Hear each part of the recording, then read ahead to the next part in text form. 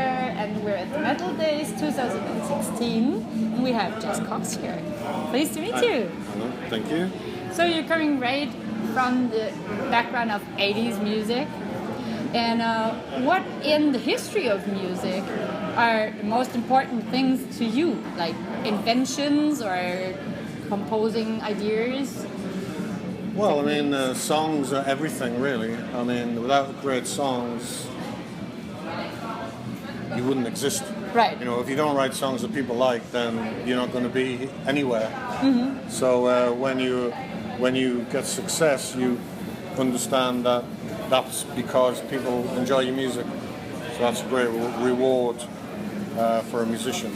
Right. And that's everything, really. I mean, all this festivals and gigs and money, and it's great, but you know, for as a musician to have your music appreciated is everything. You know? Mm-hmm. And what were the influences that started you on doing the music, not just listening to it, but be part of it and well, as a kid,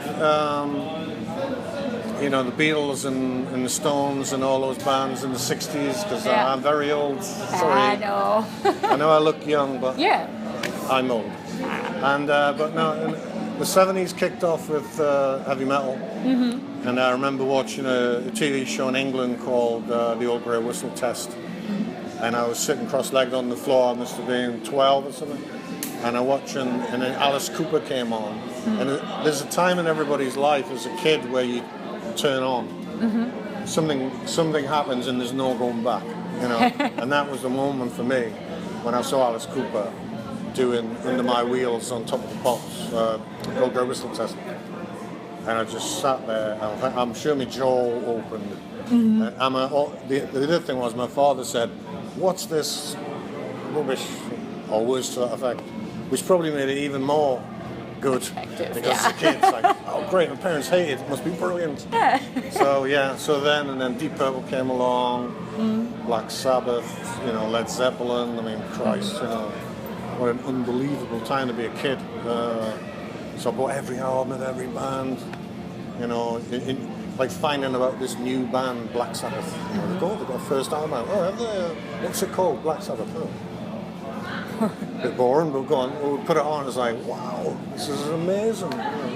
So yeah, all those bands brought me into music and heavy metal. Mm-hmm. And then luckily, later on in the 80s, I got a chance to be able to do it too, with the newer British heavy metal started, you know. And what do you think about the idea of having specific names for genres, subgenres, and dividing it all? Is that like... I don't know. I don't know. I mean, I think it's the magazines enjoyed and wanted that. You know, they find things easier to hang quotes on pegs, you know. Mm-hmm. And to sell magazines or newspapers, they'll call it... I mean, nobody remembers, like, that great new British heavy metal band, Iron Maiden. They don't, you know. Or, you know, there was a movement called the New Romantics at once, you know. And bands like Spandau Ballet and whatever came out of that. Now, obviously, nobody thinks of Spandau Ballet as a new romantic band. So I think it's just a handy way of introducing a lump of music that sounds similar to an age group that they want to attract to buy their magazines. That's how it was. Mm-hmm. I'm not so sure if they do it much now, but there's so many subgenres, and I don't think I can find any more. I might, but I mean, but in metal, there's so many bands now as well. It's the thing you probably needed, you know, with even in black metal, death metal, pagan metal, extreme metal, metal. I don't even know what it's supposed to be. I mean, when we started, Venom came around, which is probably the first type of noisy band. But I mean, Conrad, the singer, was the T-boy in the studio I was recording in. You know, I mean, that's nothing to say. That's just how it was. You know, Conrad went on, and Venom were massive. You know, but at the time they just happened to be in the studio, and happened to have some free time, so they just made the noise, and We sent it off to Jeff Barton at Sounds Magazine, and they put it in saying it's fantastic. And then up they came. But then Raven were around then as well with us on Neat Records. This was the label we had. And they were the first speed metal band, you know, they were called, because it was just played so fast. I remember when I went in the recording studio with Raven, and quickly, I'll briefly go away from this. They were recording, and because they couldn't play and not shake their heads, and with the headphones kept flying off, so they had to gaffer tape them to their heads to record the first album. Right. You know, but anyway, a little side, funny, just came in my head. Anyway, yes. So, must be a nice picture, right? yeah. Well, I could write a book, believe me. And for you as a musician, what is the most important thing for you when you're performing? The crowd, you know, if the crowd's good. Obviously, we like to get it right. That does help. Sometimes we don't. But we can bluff our way through. We're old enough not to care. We just we'll find a way. So we always go through it. But the crowd, get a good crowd. Mm-hmm. It's so much more easier if you feel they're with you, because you know. Yeah. But sometimes if they're not, it's hard work, you know. No, not necessarily with you. They sit, you know, they're kind of like, okay, play. And, you know, you play and it's kind of... Okay. But then maybe you're in Greece or somewhere, you know, and they go absolutely mental, hanging off the crash bars trying to get to you. We used to make little pyramids to try and get on the stage, not for no other reason than just to try and do it, to get a hand on the stage, and they weren't going to hurt you or grab you or you know, stop the music. They were just so fanatical. The idea of just getting anywhere near the stage was enough. One of them. So they'd all done it then, you know, and to them, because they're all this brotherhood thing. So yeah, the most important is the crowd. Good crowd. It's a great gig. I have a question that I put to everyone in my interview. That's, what is it that makes a person become an artist? Like, what does define an artist anyway? Well, what is that? I don't know why anybody else became an artist, but I became an artist to get girls. So that's probably about it. Mm-hmm. And that's what most guys do, you know. I mean, if you're in a band, you can get a girl. That's so a good that's like idea, the motivation. Well, yeah. It's simple, you know. I mean, we enjoyed music, but it's kind of like, hold on, that guy is in a band, local band, and that girl really likes him. So if I get in a band, I can get a nice girl. So you get in a band, you know, and that was it. But and it worked. We got our first gigs through it because, well, didn't like me, like the guitarist, this girl who worked in a bar. Fair enough.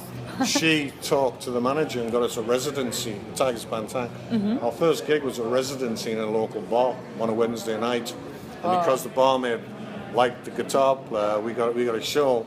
But I mean, once you got into the band, it was the music. Once you started writing, and you thought, "Ooh, hold on," and you felt that spark of everything coming together, and the power of it all, and it felt unique and exciting, and that was everything. And that's, as you say, it started with a kid. You can meet girls if you're in a band, but obviously when you got into it, it was the band and the music and the whole thing. It's difficult to describe at the time. Everything came so fast. Mm-hmm. We were only together 18 months. No, we got together late 1978. Recorded a demo in early '79. We had our first single out at the end of that year on Neat Records, and we signed at MCA Records 8 weeks later, and we were on a British tour 8 weeks after that. Mm-hmm. That's how quick it was. You know? Yeah. So it was very, very quick, but it was very exciting. This was all new to us because obviously people don't understand, internet didn't exist, social media didn't exist, nothing existed. How you found out about bands was one magazine called Sounds, one radio show on a Friday night called Tommy Vance. That was it. Nobody knew anything about anything. And when we got put on tour, the first show was in Cardiff Top Rank, Cardiff down in Wales. We're from the north near Scotland. Travelled all the way down. We didn't even know what you do. What do we do? What do you eat? I don't know. So we went and bought like 2 crates of beans and a stove 25 loaves of bread. I'm not kidding. This is a Tigers Band Tang tour. That, because we thought, well, we'll eat that then, because we're away for 2 weeks, so we haven't got any, I don't know how to eat. So we drove down there, started making beans on toast in the dressing room, and we were playing with Magnum. And Magnum guys came through from Birmingham, and they were, oh, beans on toast, we love beans on toast. They all sat down, everybody's eating beans on toast. And then I went on stage for the Tigers show, and this huge roar. And I looked behind me to see who had come on. I didn't realise it was for us because we just played in local bars. Yeah. We got signed up to this record deal, whatever that is. We got put on tour. Just sign stuff. Which they said, well, this is where you're going. Go and do a tour. Oh, okay. And so we didn't realise that Sounds magazine and that Friday Rock show had so much power, and everybody listened to it and read it. And we were instant stars. Just like that. Yeah. Doesn't happen now, I don't think, but that was amazing that did happen like that in those days.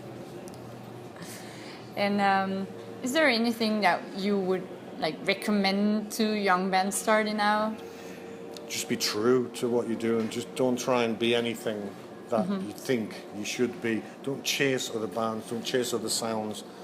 Be yourself, because you're exciting in yourself, and you will make yourself exciting. If you're excited about it, they will be excited about it. Don't try and be like this your other band. Be unique. Always stay to true to what you want to do and what you do. No compromise. Just do what you want. Despite the critics. Yeah, do what you want. We've always just done what we want. I've always just done what I want.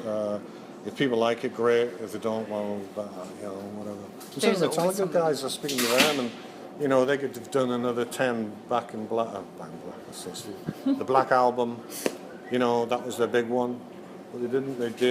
They wanted to do Fuel and other things, and they wanted to do it. And they wanted to do it. But now people look back at those albums and goes, hey, those albums were actually really good. Right. So they. They did what they wanted, is what I'm saying. So definitely, it won't work. If you try and be somebody else or try and be something you're not, it won't work. Yeah. And if you're a singer, be your own man, be a front man. Don't copy anybody, because people see it immediately. Right. It's hard, because you're scared to death. It's not an easy thing to do, especially when you start off. It's frightening, when you get out there. Just feel relaxed. I knew Phil Linnett's, God rest his soul, and he had a fantastic. He said to me, every gig you do, make sure it's the best gig you've ever done, or treat it like the best gig you've ever done, because nobody cares in the audience. They don't care if your cat's dead or whatever, or you're miserable. You put on a show for them. They've come to pay. So make sure it's the best show you've ever done, even if it's 10 people or 10,000 people, And that's stayed with me, and I've always done the same. It's like being an actor. If there's a young singer out there watching, you've got to take you out and put you in a box and put on your persona and go on stage and be that person. Don't be that person off stage, man, because then that is a big problem. That's called being a tosser. Just like being a normal guy off stage, but be that person that they want to see on stage.